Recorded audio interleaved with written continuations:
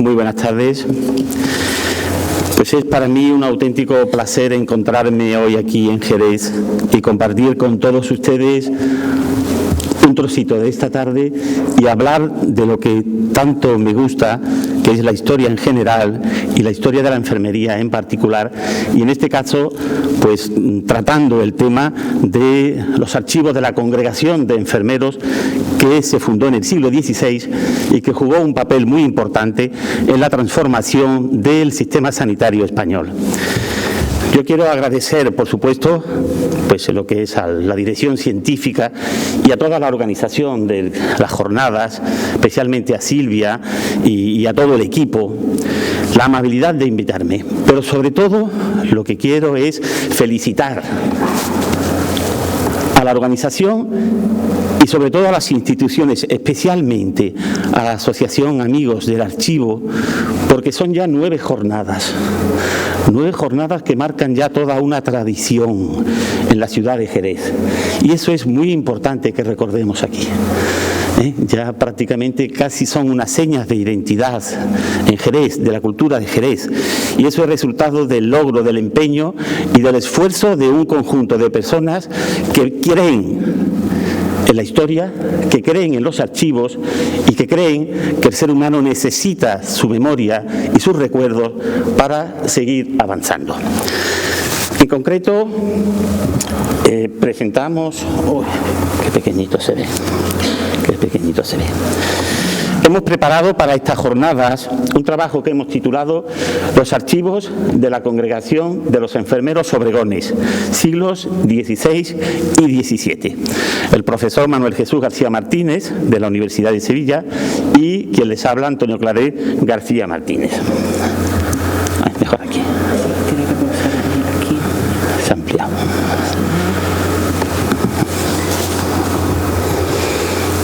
Mejor aquí, ¿no? Como si fuera... Ya le ha dado. No te preocupes. Aquí, ¿verdad? Perfecto. Tarda un poquito.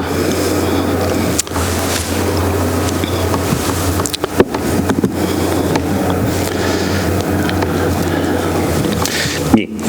El presente estudio se inserta en un proyecto de investigación que desarrollamos desde hace ya muchos años, más de 30, y en el que intentamos reconstruir la historia de una congregación de enfermeros, la mínima congregación de los hermanos enfermeros pobres, que fue fundada por un burgalés, Bernardino de Obregón, hacia 1568, y que sobrevivió esta congregación hasta finales del siglo XIX.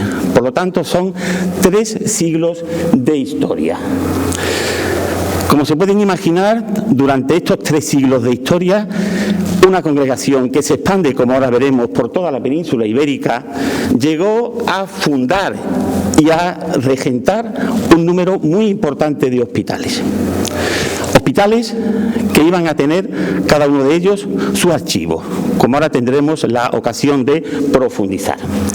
Por lo tanto, todo ello generó una abundante documentación que ha sido en gran medida el resultado de nuestra investigación, el intentar localizar dónde ha ido finalmente a parar, permítanme la expresión, esa importante documentación, desde que a lo largo del siglo XIX empezaron los hospitales a cerrar, a la exclaustración de los religiosos enfermeros que regentaban estos hospitales y a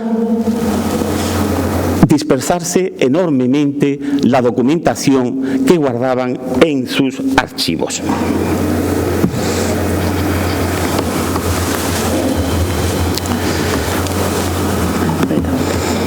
Tiene que sonar.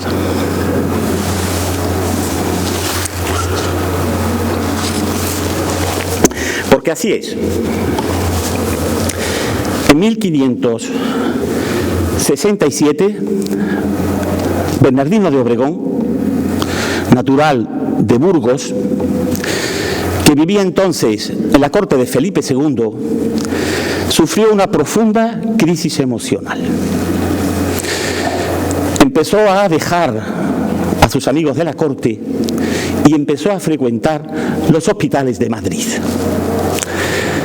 Esta es una situación que se da con bastante frecuencia en grandes personajes de la época.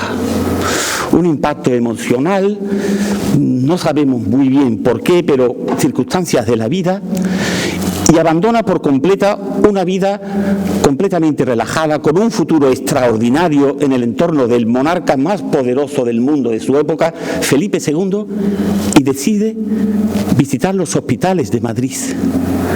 Decide dedicarse a cuidar a los enfermos. Son momentos difíciles, momentos de transformación de la persona. Pero Bernardino de Obregón tenía una gran formación. Y empezó a ver que la asistencia que se ofrecía en los hospitales de Madrid era de muy bajo nivel. Los cuidados que se prestaban carecían habitualmente de un nivel adecuado para los tiempos de cambios importantes que estaba experimentando la medicina en el siglo XVI.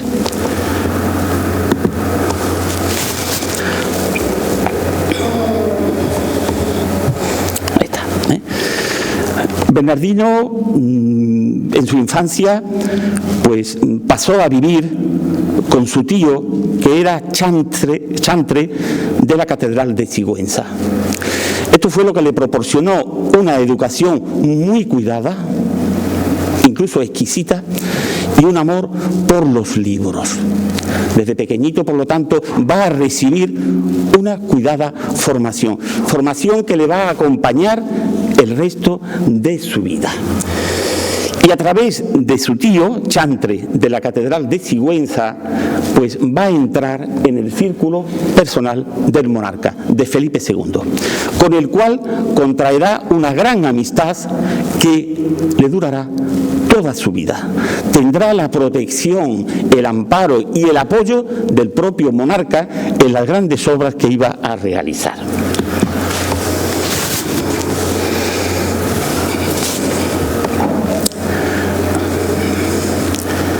Bien.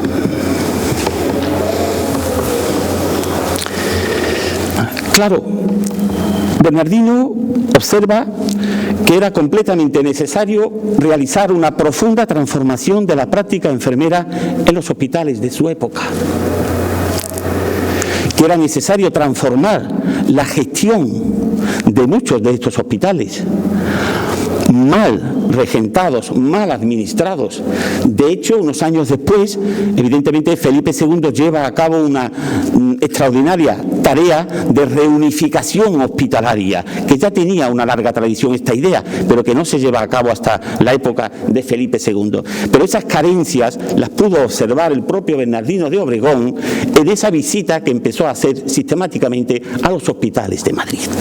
Claro, Bernardino de Obregón consideraba la necesidad de llevar a cabo esa reforma de los hospitales, pero nosotros, mi hermano Manuel Jesús y yo, nos preguntamos en qué medida esa visión de la reforma que tenía que llevar a cabo en los cuidados, es decir, modernizar la red de hospitales existentes en el reino, pasaba por la necesidad de una transformación de la propia administración de las instituciones y, por supuesto, de los documentos que generaban dichas instituciones.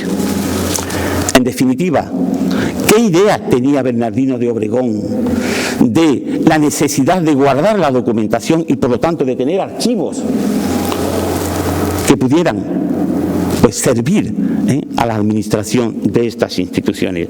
Fue un planteamiento que nos hicimos hace muchos años, pues mi hermano Manuel Jesús y yo mismo, lo que nos llevó pues a intentar buscar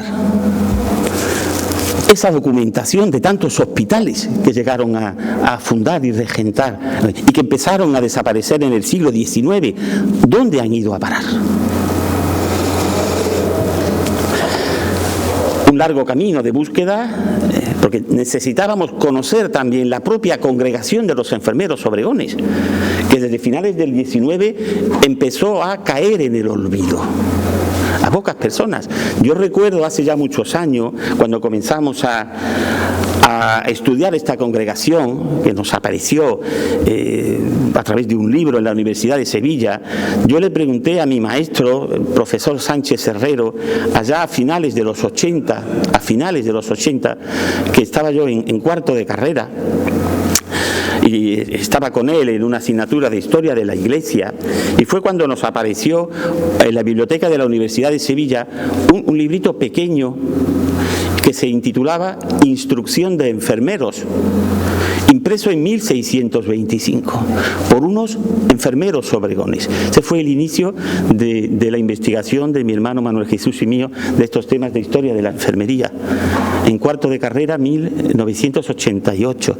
Y yo le pregunté al profesor Sánchez Herrero: don José, usted que es uno de los máximos especialistas en historia de las cofradías, como todos sabemos, ¿no?, de lo que tanto hemos aprendido, ¿debe usted bibliografía sobre estos enfermeros obregones, sobre esta congregación?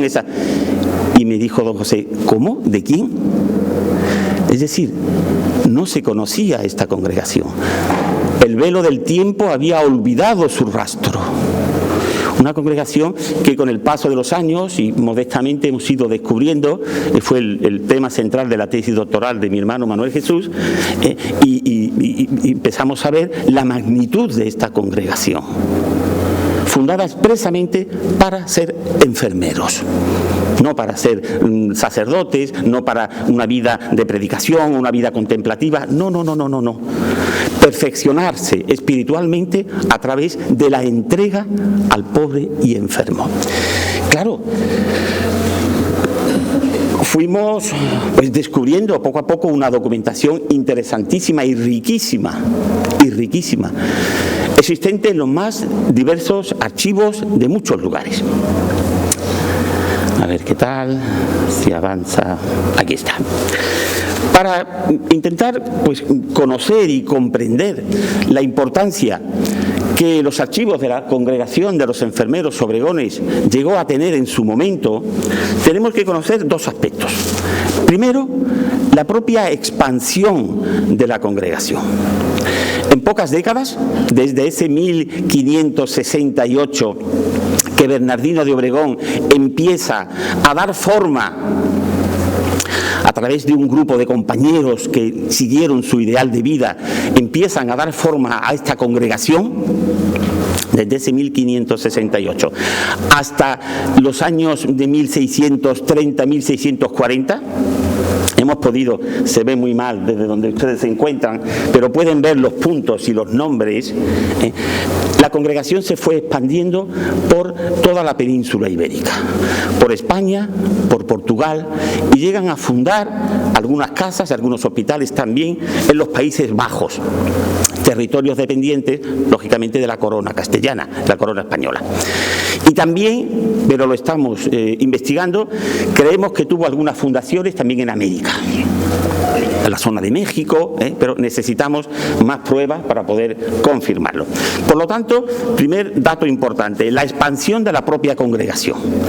Si queremos comprender su red de archivos, vamos a intentar comprender los lugares en donde estos enfermeros fundan hospitales o se hacen cargo de ellos. Primer elemento importante.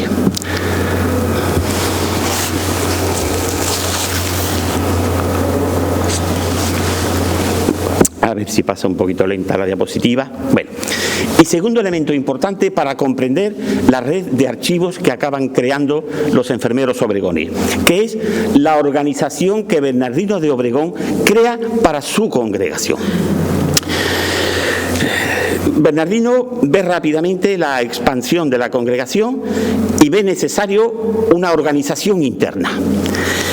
Y él crea en la cabeza una casa central, que va a ser el Hospital General de Madrid.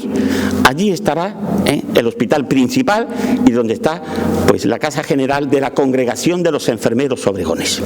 Primer elemento, en la cúspide, como pueden ver en el dibujo que hemos elaborado. A su vez, de esta casa central se divide el territorio en comparticiones, distintas comparticiones, que tienen a un hospital como cabeza de compartición. Distintas distintas comparticiones que van a componer la congregación y tienen cada compartición un hospital que es cabeza de compartición. Y en esa compartición, a su vez, pues va a estar integrada por un número variable de hospitales más pequeños en los pueblos, etcétera. Bien, por lo tanto, cabeza central, Hospital General de Madrid, donde está la sede central, el gobierno de la Congregación de los Enfermeros Obregones. Distintas comparticiones que tendrá una capital, una ciudad importante, Toledo, Sevilla, Lisboa en Portugal, como cabeza de compartición, y a su vez muchos hospitales que forman parte de cada compartición. Bien, esto es muy importante para comprender el tema de los archivos de la Congregación de los Obregones, que hemos ido reconstruyendo poco a poco en una tarea muy difícil, ardua y de muchos años, porque partimos de una congregación que no sabíamos ni que existía.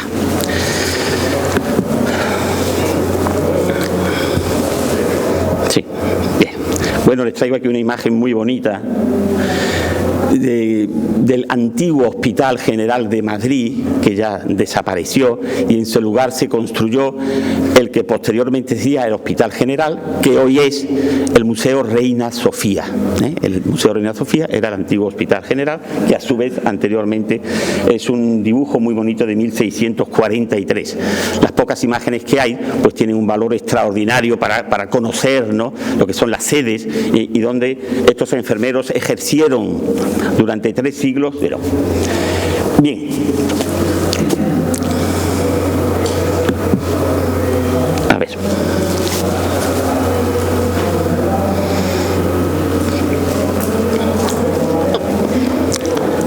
sí le he dado, un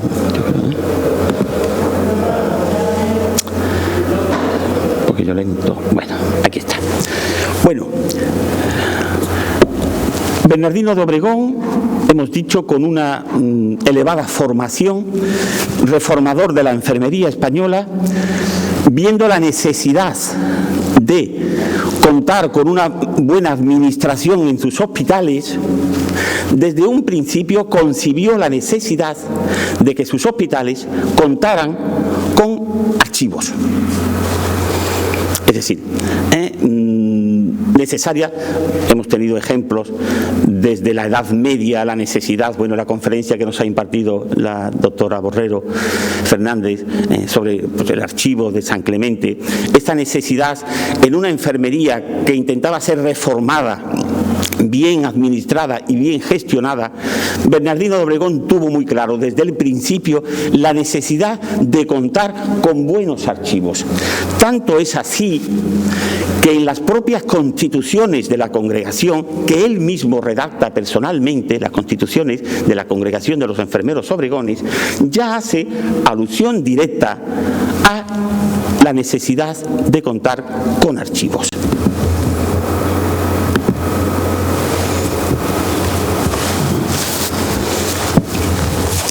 Y en el capítulo segundo, por ponerles un ejemplo, en el capítulo segundo de estas reglas de los enfermeros obregones, de cómo se elegirán los oficios de nuestra congregación, en un apartado nos dice: los papeles que tocan a toda nuestra congregación guardará en el archivo de ella, el cual estará en el hospital que fuere cabeza, en este caso en Madrid. Y en él se guardará también los que fueren propios de aquella compartición. Y en los hospitales, cabezas de las otras comparticiones, habrá otro archivo. Es decir, ya nos están las propias constituciones describiendo la estructura de la red de archivos que quiere crear para su congregación. En la sede central, un archivo, que es el archivo general de la congregación, pero a su vez, como es cabeza de compartición, también tiene la documentación de la compartición, que a su vez, como es un hospital, también tiene, pero esto lo veremos ahora reflejado en un diagrama. Sí, ¿por qué? No, es que voy a terminar el explicación. Para que se guarden en él sus papeles propios. Es de las propias constituciones incluye la necesidad de que hayan archivos en las distintas comparticiones, para que de esta manera se hallen siempre que fuese menester y se pueda dar razón de nuestras cosas a todo tiempo. Es decir, el valor tan importante que Bernardino reconoce a los propios archivos para que estén siempre disponibles desde el punto de vista de pleitos jurídicos y, por supuesto, dar razón de lo que fuese menester. Es decir, ese otro matiz tan interesante de los archivos como depositarios de la memoria. Eso es muy moderno. Ahí no, tienes que ponerlo. Sí, se ha salido. Si eres tan amable.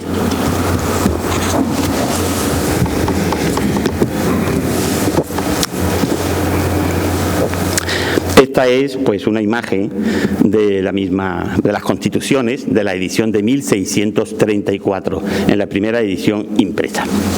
De tal manera que podemos ver la estructura organizativa de la congregación se corresponde con la red de archivos que crea la propia congregación. Hospital General de Madrid, que es la cabeza de la congregación y es cabeza de compartición, en Madrid va a tener 3 archivos: el de la congregación, el de la compartición principal y el del Hospital General, porque está allí. Después cada compartición tendrá pues un archivo principal en el hospital, y después cada hospital tendrá su propio archivo. Por lo tanto, fíjense bien cómo el propio fundador de la congregación concibió ya una compleja red de archivos, porque consideraba que era fundamental en guardar la documentación que generaba a lo largo de la gestión y de la vida de estos hospitales. El tiempo pasa a una gran velocidad. Vamos a encontrar pues alusiones a aspectos como era el archivo de los enfermeros obregones. Hemos ido reconstruyéndolo poco a poco a través de distintas alusiones, y en distintos documentos encontramos, bueno, pues que el archivo... Se me enturbian las gafas y esto es un problema.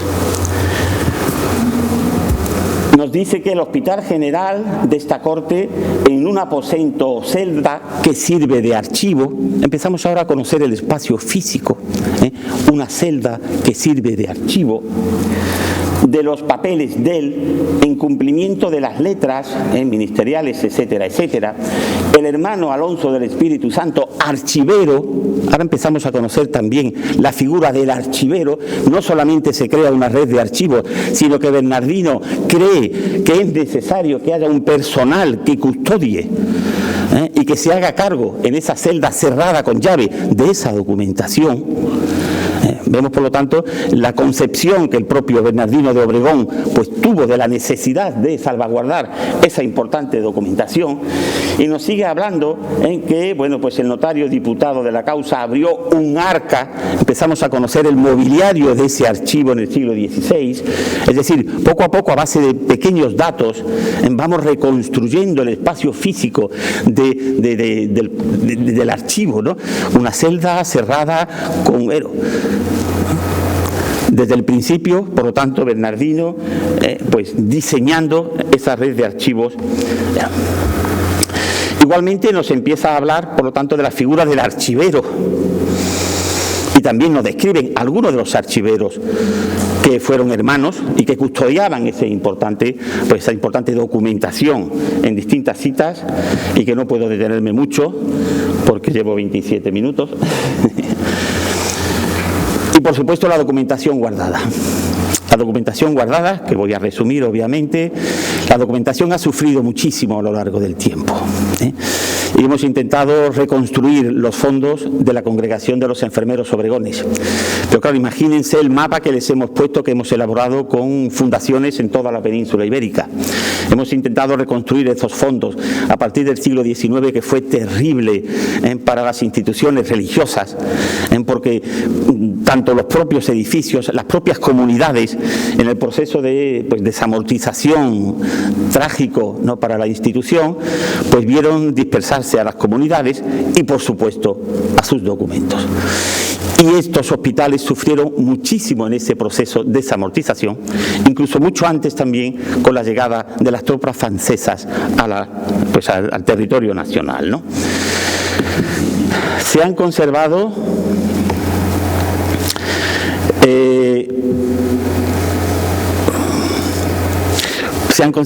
hemos localizado, permítanme que matice porque realmente la búsqueda sigue, hemos encontrado del Hospital General de Madrid 6 legajos en el Archivo Regional de la Comunidad de Madrid. Para nosotros una joya.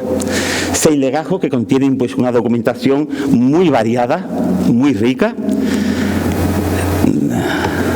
Tendría que pasar a más velocidad. Aquí les traigo sencillamente, pues a modo de dato, ¿no?, del legajo 1 de estos 6, los documentos tan interesantes y tan variados que se han conservado, documentos de todo tipo, desde el propio regimiento de los hospitales, el ingreso de enfermos, pleitos del hospital e incluso aspectos del régimen interno de la propia congregación, expulsión de hermanos díscolos que no se portaban bien, es decir, una visión extraordinaria de la propia congregación que, como ayer pues decía otro de los compañeros, esta mañana, en la mesa, una realidad es la que con frecuencia muestran los libros biográficos de las congregaciones y de las órdenes, pero otra vida, como decía Silvia, otra vida muy distinta, o por lo menos muy diversa, es la que recogen la documentación de todo tipo que conservan esos archivos del día a día. Fíjense, el legajo primero pues tiene pues más de 70 interesantísimos documentos, ¿no? Fíjese, del Hospital General de Madrid pues han terminado en el archivo de la Comunidad Regional. Un trasiego, y gran parte de la documentación pues no sabemos dónde se encuentra, se ha perdido o ha ido a parar a otra institución muy diferente. En fin, yo voy a ir terminando. Solamente hemos arañado un poquito. Quería hablarles, pero no va a ser posible, si se publica pues el trabajo, pues lo podrán leer. Por ejemplo, del Hospital del Buen Suceso de Sevilla, que fue una fundación de los enfermeros obregones de 1636 y que estuvieron hasta el siglo XIX aquí en la ciudad hispalense. Y de ese, por ejemplo, del archivo de ese hospital de convalecientes del Buen Suceso de Sevilla, se conservan algunos legajos en el archivo histórico de la Diputación de Sevilla, ¿no?, para que vean un poquito lo que es el peregrinar de los fondos documentales, de esos archivos que tanto han sufrido.